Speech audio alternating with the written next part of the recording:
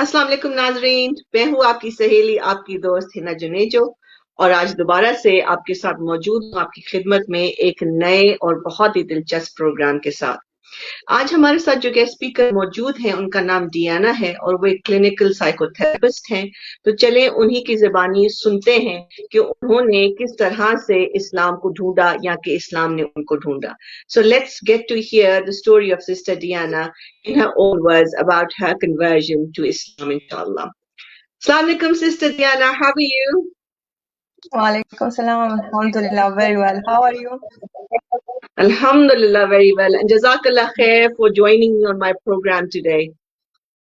Masha Zaki, thank you for having me. Anytime, sis. So, sis, without further ado, our viewers are really excited to know more about your journey to Islam in your words. So, if you can please highlight, your wins, your achievement. How did you convert to Islam, or how did you find Islam? Mm-hmm. Well, I'm Romanian, born and raised in Romania. And Romania is a Christian Orthodox country. 90% of Romanians are Christian Orthodox. I became Muslim in 2008. And it was because my grandparents were practicing Christians, and they had a huge influence over me. So I grew up in a religious environment. I went to church, prayed, fast, everything. But when I became a teenager, I started questioning the church's teachings, and I realized I need to learn more about religion in general. So I started looking into Islam and found its teachings, and I wanted to learn more about this beautiful religion. I liked the fact that it was in accordance to human nature, and the most important thing for me, that it encouraged research and learning and questioning. So even though at that moment I really liked Islam, I wasn't ready to accept it, and in fact I turned my back to it. So I said I cannot accept another religion if I don't know my own religion. So I wanted to learn more about Christian orthodoxies, and I went and bought a lot of books and started talking to Christian priests and people who were more knowledgeable in the Bible and the church. And after two and a half years of researching, I was ready to accept Islam. And the main reasons were the fact that I could not believe anymore in the Trinity, in the Christian concept of Trinity, because it was not logical, and because I could not believe anymore in the Bible because it had many mistakes and it was changed a lot during the past time. So I took my Shahada online because at that moment I did not know any Muslims in my city. And I learned how to pray from YouTube videos and how to put my hijab from hijab tutorials. It was very MashaAllah. hard at the beginning. Yeah, it was very hard at the beginning because I wanted to change my lifestyle in one day, and that's impossible. You cannot buy a new closet of clothes in one day. It's hard. And I had no prayer clothes. Like for the first months, I prayed with my bed sheet on. And Ah, Subhanallah. and Yeah. yeah, so after a while, I found some Muslim girls in my city, and they gave me prayer clothes and a prayer mat, and they showed me how to pray and how to make wudu. So then it was a little bit easier. I was too embarrassed at the moment to go to the masjid from my city, and I think it was a huge mistake from my part. I strongly advise new Muslims to go to and seek help from their local community and try to integrate as much as possible. Subhanallah. May Allah subhanahu wa ta'ala accepts your intentions and your efforts towards, converting to Islam. Ameen. Subhanallah. You're making me cry. Oh, it's a very empowering feeling. Very, very empowering feeling. Subhanallah. Subhanallah. Ooh, Ameen. So yeah. Okay.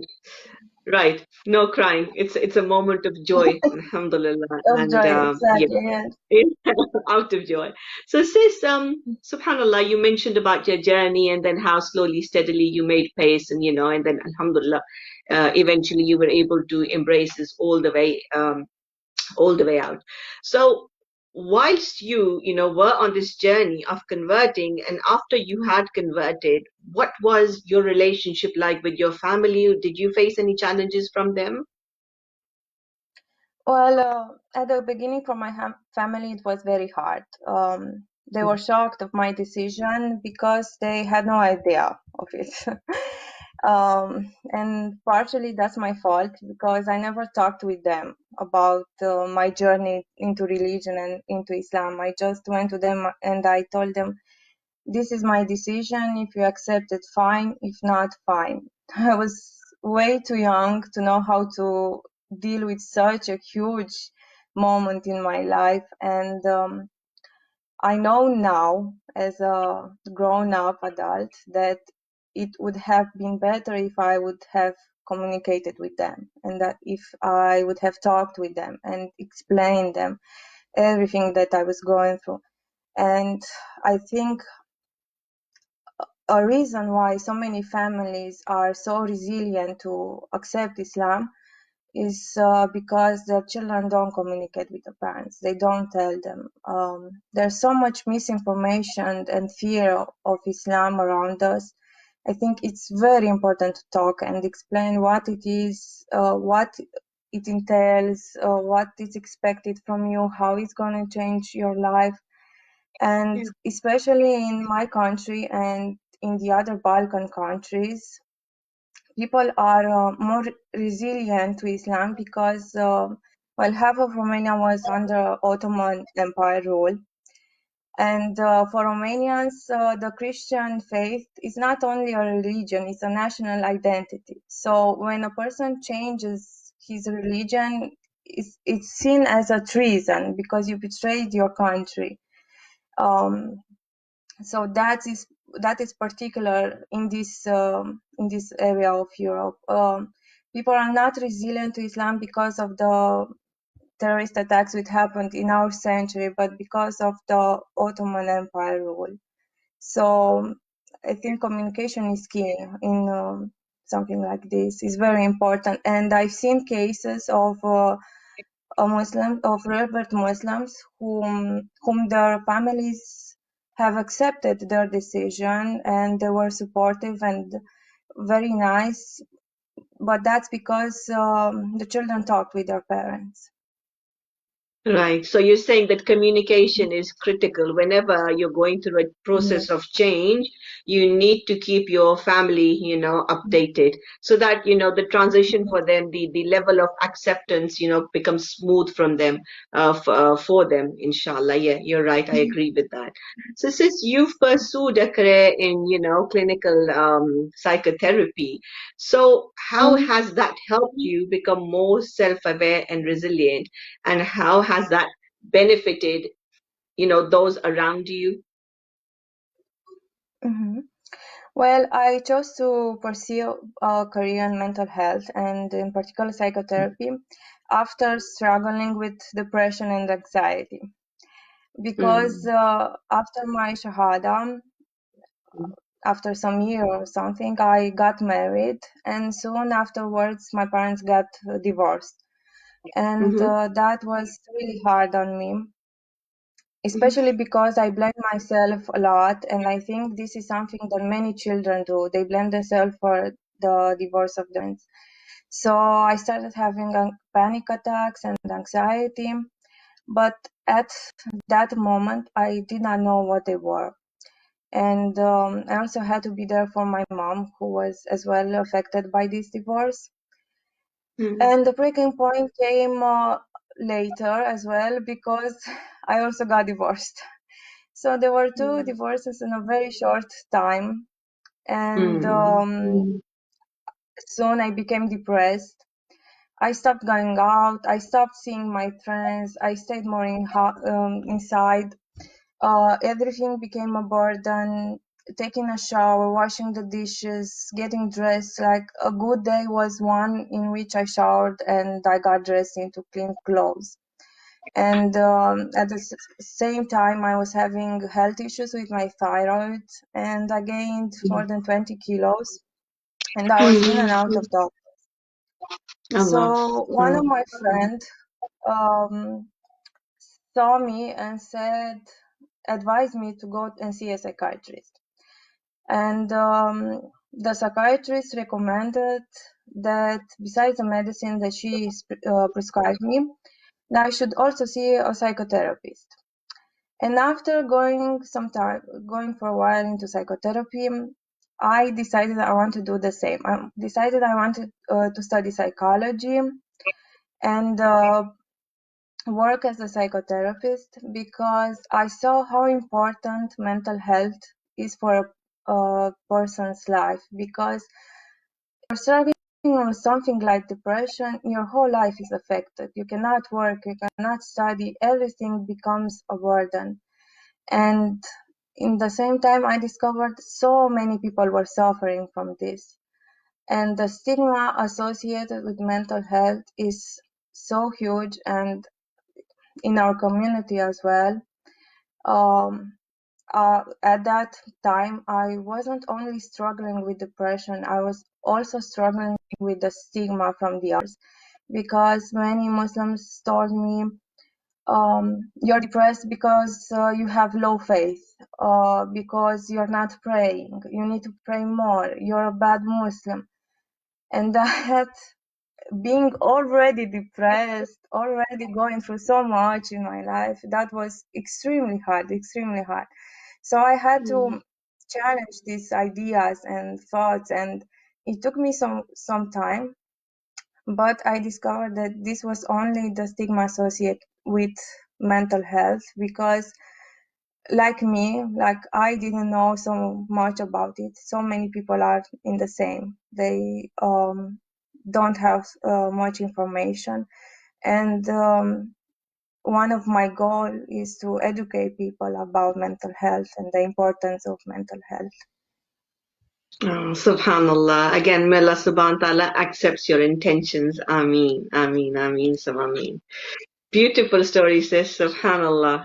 Very, very empowering the way that you've, faced your challenges and have been able to, or responsibly, you've taken control of the narrative and have, shifted your paradigm of your focus more towards solutions rather than being stuck with the problem.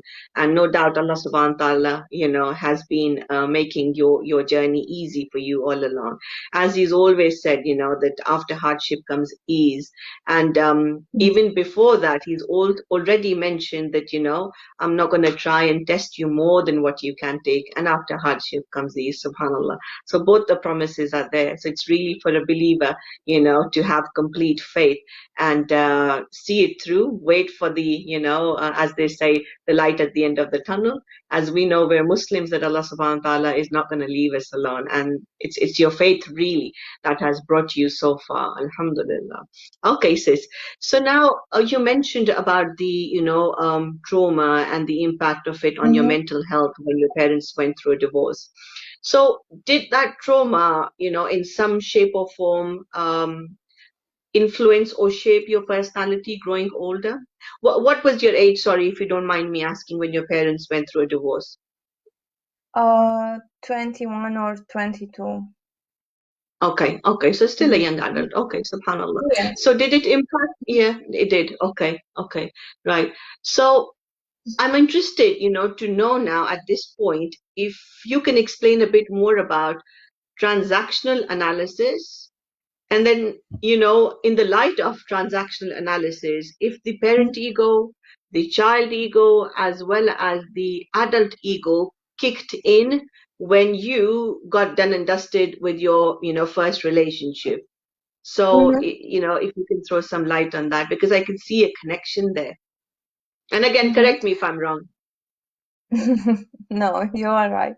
Well, transactional analysis was developed by psychiatrist Eric Berne, and is a form of modern psychology that examines a person's relationships and interactions.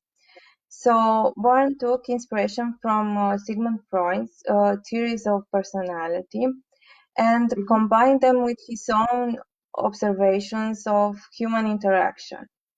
So the main concepts of transactional analysis are the ego state model, the parent, adult, and child model, and life scripts, strokes, time structuring, games that people play, and so on. So, like for example, life script. This is one of the reasons why women who are raised in an abusive family end up marrying abusive husbands, because this is their life script. It's something that is familiar to them. It's something that they are trying to replay this pattern and fix it in a way. So transactional analysis works on making the patient see where his life script has mistakes and how he can correct it. So it doesn't necessarily change it, but it makes you understand this is wrong.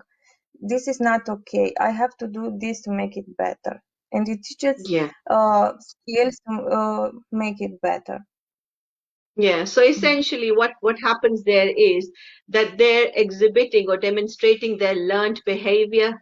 So from, 0 till 6 years of age, whatever exposure a child goes through, that becomes a solid foundation of their belief system. So whatever they've seen their parents, doing, the kind of behaviors they exhibited, the children growing older, familiar with that script, and then they're exhibiting the same learned behaviors.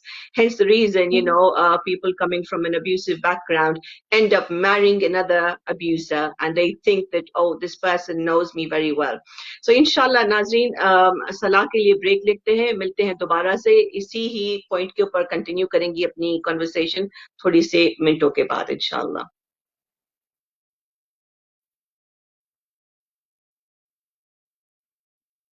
Do you need to take a look?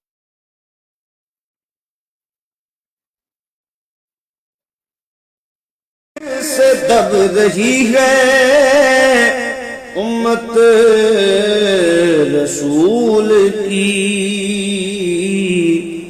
मंजर जरा हुस्न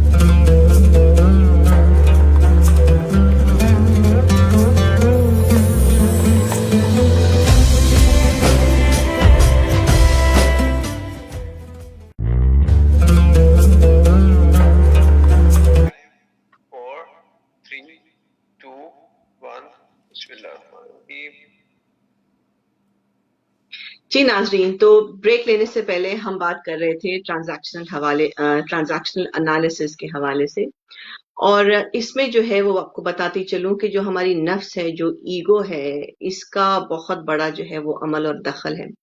यानी कि 3 levels पे हमारी ego जो है वो हमारी डिसीजन मेकिंग को और हमारे एक्शंस को इन्फ्लुएंस करती है। एक हो गया पेरेंट ईगो, दूसरा हो गया आपका चाइल्ड ईगो, और तीसरा हो गया एडल्ट ईगो। जब हम बच्चे होते हैं तो जो हमारे पेरेंट्स जिस भी किस्म की रोल मॉडलिंग हमारे लिए करते हैं, हम उसी को देख के बड़े होते हैं। वो हमारी लाशऊरी तौर पे हमारी जिंदगी का, हमारी जात का, हमारी पर्सनालिटी का हिस्सा बन जाते हैं। वही जिसी तरह से हमारे माँ बाप ने हमें रेज किया, जो हमने अपने एनवायरनमेंट में ग्रोइंग ओल्डर देखा, वही हमने स्पंज की तरह एब्सॉर्ब कर लिया, और हमारे बिलीफ सिस्टम्स उसी ही इंफॉर्मेशन या एक्सपोजर की बेसिस पे बनने शुरू हो जाते हैं। ठीक हो गया। इसके बाद जब हम बड़े होते जाते हैं तो हम अपनी खुद की लॉजिक और रीजनिंग को इस्तेमाल करने लगते हैं, ठीक। मगर फिर क्या होता है कि वहां पे ओवरलैप होता है एट टाइम्स, कि हम ये सोचते हैं कि अच्छा, अब हम चूंकि बड़े हो गए, हम अपनी लॉजिक और रीजन को इस्तेमाल कर सकते हैं based on the qualifications that weave acquired, based on the experiential learning that we've got, over the years of time. So growing older, but this isn't what we saw, in our home, and this isn't what we heard our parents telling us. So वहाँ पे एक तनाज़ा आता है. There gets created a little bit of a conflict there, between the information that you've received from your parents growing older, and then you've developed a concrete foundation in your belief system based on that information. And then as a child, obviously your parents are your role models. You're going to be not necessarily using your logic, but replicating the same learned behavior. And then as an adult, when you start using your reasoning and logic, you would then see the contrast, that this is what my belief system says, and my belief system is based on the exposure that I got from our home growing older, and from the other environments, like the community, schools, and the friends and the family friends and siblings and cousins and so on and so forth. So whatever exposure the child gets, the belief system gets developed through there. It's only when you grow older as an adult that you start using your logic and reasoning, and then when something doesn't fit well in your mind and in your heart, you start questioning your own belief system and your values, right? So then there's a little bit of a conflict that arises there, a little bit of contrast that arises there. And then, because the curiosity has already been triggered, then you take a step forward to go to go and explore that, what sits well with you, what works well for you, and what doesn't. Because अक्सर यही होता है कि हम जब बड़े होते हैं और हमें समझ में आती है कि नहीं, दुनिया अब वो वैसी नहीं रही जैसे हमारे वालिदैन के ज़माने में थी, तो हम फिर अपने लिए खुद सॉल्यूशंस जो हैं वो ढूंढने लगते हैं दुनिया के अंदर। और जब हमारे वालिदैन हमें कोई चीज़ कहते हैं तो हम उन्हें बताते हैं कि अम्मी या अब्बू, अब वो वक्त नहीं रहा, आपके ज़माने में चीज़ें यूँ हुआ करती थी, हमारे ज़माने में चीज़ें जो है वो यूँ नहीं हुआ करती। तो by the time we reach that stage, we start questioning our own belief system. Before that, all we're doing is exhibiting or demonstrating our learned behaviors that we picked up from our family, from our siblings, from our parents specifically. So whilst we're on that journey of demonstrating, the learned behaviors, it kind of, I'd say कि responsibility आ जाती है कि जब आप अपने personal relationship में होते हैं, अज़दवाजी जिंदगी में होते हैं, जैसा आपने अपने वालिदैन को करते हुए देखा होता है, वही चीज आप बेसिकली रेप्लिकेट कर रहे होते हैं। तो अगर उनका रिश्ता, इज़दवाजी रिश्ता अच्छा नहीं था, and it was abusive or turbulent, if you like, then it's exactly the same, that you're replicating in your own relationship unconsciously. And then when things, don't work your way, then it's for you to start questioning your belief system at that point कि मैंने जो किया इस रिश्ते के अंदर, अगरचे कि मैं गलत थी, तो जो मेरा जो बिलीफ सिस्टम था, जो मेरा वैल्यूज थे, मेरी वैल्यूज थे, वो कहाँ से कैस्केड हो रहे थे, उनका रूट कहाँ से निकलता है। तो वो वहीं से आपको समझ में आएगी कि घर के अंदर जो माहौल आपको मिला, वही देखा आपने बड़े होते हुए, उसी को आप बड़े होकर डेमोन्स्ट्रेट करते हैं, till you reach a point जब आप सोचते हैं कि जी I need to learn to cut my losses. अब बहुत हो गया, unconsciously मैं इसी behavior को replicate कर रही हूँ और मुझसे गलतियां होती जा रही हैं. तो I need to take control of the narrative. I need to take control of my emotions, of my mindset, of the story that I'm telling myself, so that I can change the outcome, into more of a desired outcome that I wish and will. तो इसीलिए कहते हैं कि बहुत जरूरी है कि माँ बाप जो हैं अपने पर्सनल तनाज़े बच्चों के सामने बिल्कुल भी जो है वो न डिस्कस किया करें. अपने कमरे में जाके तहम्मुल से whenever the couple is ready, they need to communicate to each other in a calm way whenever they're ready, rather than, kicking off in front of the children because it doesn't fit well in their minds. And then the impact becomes an everlasting impact because they're going to replicate the same model in their personal relationships. And then obviously it's going to be the case of, your generations upon generations are going to get disintegrated that way. So that is in a nutshell the concept of transactional analysis, where the ego takes the better of us. So when we talk about ego, we've got 3 levels of ego, which I mentioned already: the parent ego, the child ego, as well as the adult ego. So let's take Sister Diana on board again, inshallah. Yes, Sister Diana. Walaikum assalam. Lovely to see you again. I was just, explaining to my viewers in our own national language about the concept of transactional analysis and giving, our day-to-day home examples, the way things work. So, Sister Diana, I'm curious to know here that, obviously after you studied psychotherapy or psychology, is it at that point that you realized that you were replicating that learned behavior that you'd seen growing older? Or was it even before that you realized that, in this current relationship, marriage of yours, what's happening, I need to take responsibility and the blame is not completely on your ex? Did you hold yourself responsible? Were you able to see through that perhaps you're also demonstrating some learned behaviors there? Well, I discovered this by going through to therapy. So before I started learning psychology, and for my case, so in general, people assume that a person gets depressed after a divorce because he or she is mourning the person they lost. So they're crying because they lost a spouse. But many times it's not the losing of the spouse which causes depression. It's how a person thinks divorce is, or what divorce is for that person. And in my case, it was a personal failure. So I wasn't mourning my spouse because I lost him. I was blaming myself, and I was seeing divorce as a failure. So these ideas, these wrong ideas, were discussed in therapy, and this is what my therapist helped me discover, that I need to accept these ideas and change it. And in the sense that divorce is not a failure. The spouses are not necessarily evil persons because they got divorced. They're just normal persons who had some problems and they decided maybe it's the best way to go separate.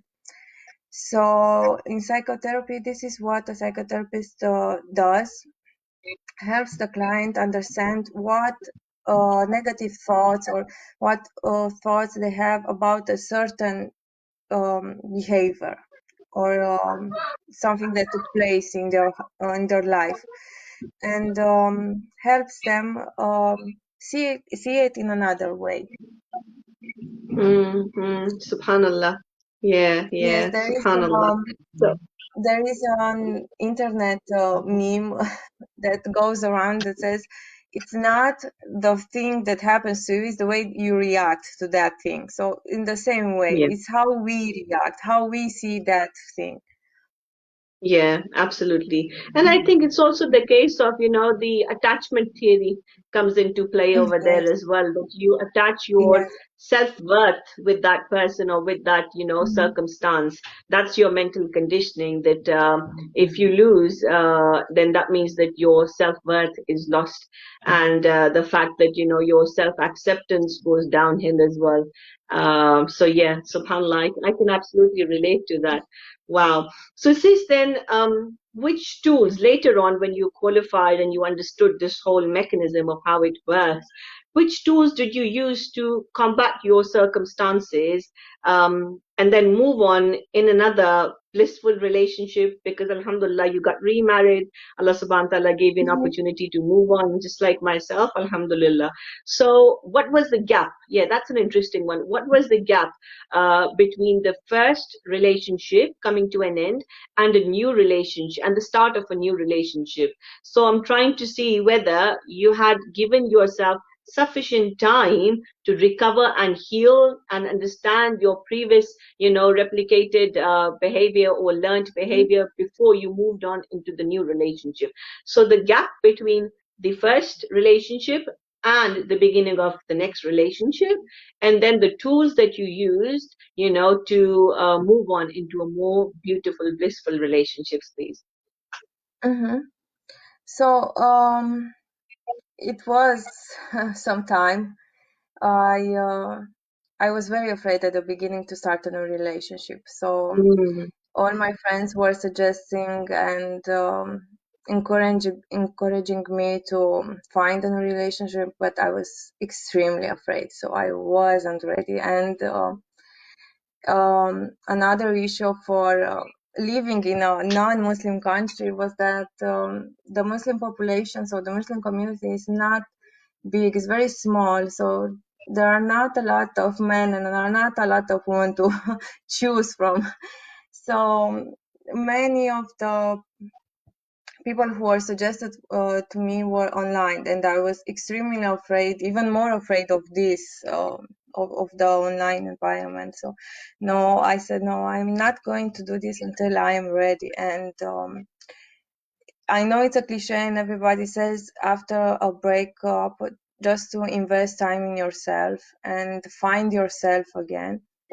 And it's yeah, actually true. Yeah.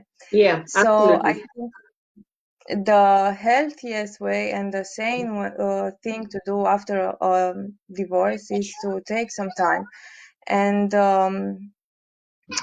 invest in yourself and take care of yourself and see how that divorce changed you and who you are now, because it's not something easy to go through. Yeah, So in absolutely. my case, I needed to heal myself and to recognize what my problem was, what I brought into that marriage that led to divorce, and to understand that even if it's a possibility that this would happen in the future, it's not the end of the world and it's not my failure. So Yeah. yeah, So you I think. basically took control of the narrative, the story that you were telling yourself, that your self-worth and self-acceptance is not reliant on external conditioning or on another Mhm, person. You accepted the qadr of Allah, the way that He's created us all. We're complete and yet we're fallible. We will make mhm, mistakes, right? But at the end of the day, we're accepting ourselves fully, knowing that Allah subhanahu wa ta'ala has created us as ashraful makhluqat, means the best of creation, and the fact that we're not dependent on anybody to feel nice about ourselves. In our relationships, Allah subhanahu wa ta'ala has created relationships for us as a support mechanism, so we may be interdependent on each other, but that's only to complement each other, not to, create detrimental circumstances for each other. And I suppose, Alhamdulillah, you gave yourself sufficient time to realize that. And then again, so beautiful that the therapy, benefited you, and then you thought that perhaps this is something that I would also want to take up as a career and start benefiting the ummah. Because essentially the foundation of Islam is based on the entire family unit. It's not based on one individual person. So subhanallah, if through your therapy you're able to save lots of families, then that means you're enabled to, you're able to strengthen the ummah in the grand scheme of things, and that's so beautiful. Again, may Allah subhanahu wa ta'ala accepts that from you, sis. You're such an inspiration, mashallah. So, sis, going forward, then you have to tell me this one now. I mean, you can give it a miss if you don't want to answer, but I'm just being a little more curious there, pushing your boundaries if you like. So you said that, the choice of finding an appropriate spouse obviously was very, less, if you like. So how did you find your spouse, and what happened? And then what tools you used to, move into a new blissful relationship? So my new spouse actually married me with my first spouse and then divorced me from my first spouse because he's the imam from our local masjid. And yes, it's amazing how Allah works and makes everything. I would have never have thought about this ever. Yeah, So and you also mentioned, sis, that brother, means your husband, has a daughter from a previous relationship as well, right? yes, So how yes, did you feel about it when he told you that he's got a child? Because I'm presuming that the element of jealousy should have kicked in, and you should have thought that, nah, I'm not ready to deal with this baggage, as it's known in our community, South Asian community. Divorce is a taboo. Having children from previous relationship is a taboo. Everything is a taboo, pretty much. So didn't you think twice that this person is coming with a baggage? And I'm not, so I should look for an equal match? No. You see, I think everyone has a little bit of baggage. So even though I don't have my own children and he has his daughter, I still have my own baggage. And I never felt, and I don't feel jealous of her because she's his daughter. It's normal for him to support her and help her and be there for her. And especially because my parents also got divorced, and I know what divorce can do to a child. And even though I wasn't small when they got divorced, I understood what it meant to have a divorced parents, and I understood what it meant for her father to get remarried, and it was very easy. And Alhamdulillah, she's an amazing person, and she was very open, and that also helped me a lot. So Alhamdulillah, it was very okay, and even today is very okay. So we So have a you're good good friends with relationship. them? Yes, Okay, yes. alhamdulillah. Okay. So how do you spend quality time with her? What are the kind of activities that you guys do together? Well, she lives in another country with her mother, and she comes a few times a year and stays with us. She came this summer, so we took her. We traveled. We went and see the mountains, and we went out together. We played cards, stuff like that. We wanted to make to make her have a great time. Yeah, mashallah, mashallah, tabarakallah, because it's a rare occasion, or maybe most of the couples that I know from blended families, um, their personal experience suggests that saying that you're going to accept somebody's child and then when they're there with you under the same roof are two different things. So most of them are struggling in blended families, where spouses have children from previous relationships, either living with them, together with them under the same roof, or visiting them time and again. So what message would you like to give those parents who are living in a blended family situation? How can they, become more emotionally resilient? How can those sisters, especially, become more, how can they care for their stepchild more? And how can they treat them equally? Vice versa, goes for both brothers as well as sisters. How can they treat their stepchildren more by becoming more emotionally resilient and taking care of them equally the way that they would look after their own children? Well, I think it's important to understand that we as human beings play multiple roles. So we are husband and wife, father and mother, children and parents. So even though a couple gets divorced from their roles as a husband and wife, they are still a father and a mother for that child. They still have to communicate. They still have to have a good relationship for the children's sake. So divorce doesn't mean the end of communication. They still have to get in touch and talk what is best for the child. And I think this is one of the misconception people have when they marry somebody who is divorced. They expect their new spouse not to communicate at all with the former spouse, and you cannot do that when you have children. And another thing is many people consider that remarrying after getting divorced is like winning a contest. So if a spouse gets remarried before the other spouse, he or she has won the contest. But it's not a Yeah. competition. So me, the new spouse, I'm not better from his former wife. So no one is better than the other. We are just different persons. So thinking Yeah. like this really helps me accept this marriage and be content with it. I don't see myself competing with nobody. I have my own place. His daughter has her own place, and of course, he has to take care of her. And honestly, I really like the idea that he takes care of her, because a man should take care of his children. Like he shouldn't abandon them, no matter what happens. A child needs to know that his father is there with him. Yeah, absolutely. Because children, if the parents are splitting apart, children have no role Mm-hmm. to play in it, to be fair. It's Yes. not their fault. At the end of the day, you can choose maybe your partner or whoever you want to live your life with, but you can't choose your parents. You can't choose who your child is going to be. It's all qadar Allah. For that matter, in Deen, we also say that, we're created in pairs. So once when you've got married, your nikah is done, then it was destined to be, it was qadar.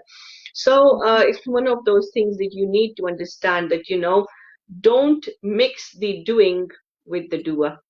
And what I mean by that is that whatever happened in the past, whatever your ex-spouse did to you, that's their doing. You shouldn't, mix that bad behavior of theirs with, with their child, if you like. Because at the end of the Yes. day, if you want somebody else to accept your own child in a marriage, then you need to be mentally prepared to somebody else's child as well. So it's very Yes. important to, separate the wrongdoing from the doer. A doer, as they say, that the sin that they've done is wrong. The person themselves may not be wrong, right? So if somebody's hurt you, they've done something wrong to you. At the end of the day, they have the right to move on, just because of the fact that, when a divorce comes into place, we don't necessarily encourage people, to take a divorce as the first part of No. solution. you know as we all know that it's looked down upon, in our religion. But when it comes to a point whereby you've exhausted all your avenues and things are not working out, and if the couple decides that the best possible solution for them is now, to cut their loss and split and move on, and in that situation, divorce essentially opens up an opportunity for a new door to open up for you. So you need to be Iznillah, get into it with an open mind and an open heart, and embrace whatever comes through that door for you. And I think it's very important for people in similar kind of situation to also, go into it with a mindset that either this marriage is happening to you or it's happening for you. If it's happening for you, then inshallah, whatever comes with it is going to be your responsibility, or, the responsibility of both the spouse to make it work, make it happen for each other, for the sake of Allah, because essentially that's why we marry, to establish a deeper connection with Allah subhanahu wa ta'ala, whilst we're satiating each other and complementing each other and helping each other, to pray, to become, more spiritually uplifted, and inshallah to establish a deeper connection with Allah subhanahu wa ta'ala. So just being mindful of the time, sis. I know that you've already shared your message with the viewers.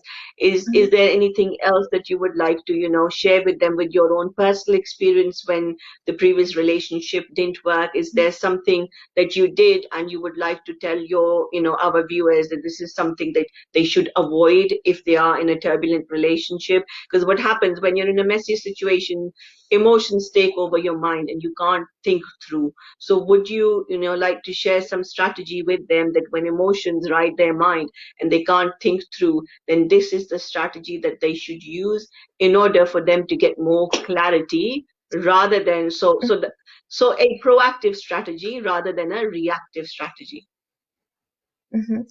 Well, I think the most important thing when going through a very stressful situation is to have patience and not to take decisions without thinking very much. Have patience with yourself. Give yourself time to heal, and don't be afraid. In my case, I was extremely afraid of what would people say, and especially because I reverted to Islam, I was afraid people would blame Islam for this. And I had some friends who told me that maybe I should reconsider my decision and come back to the Romanian way of life because look what happened to you. So I think in that case, it's really important just to take a step back, maybe put some boundaries between you and those people.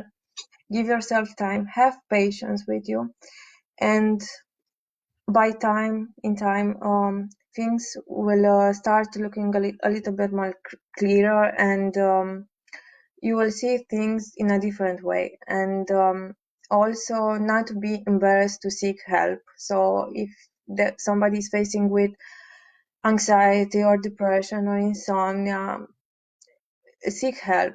There are professionals. There's nothing to be ashamed of. Really, mental health is the same as physical health. So even though there's so much stigma associated, depression is just an illness. Just like, let's say somebody broke his leg, you're not going to tell him, oh, you need to pray more, or you have low faith and that's why you broke your leg. The same is the same for depression. So I think I absolutely understand.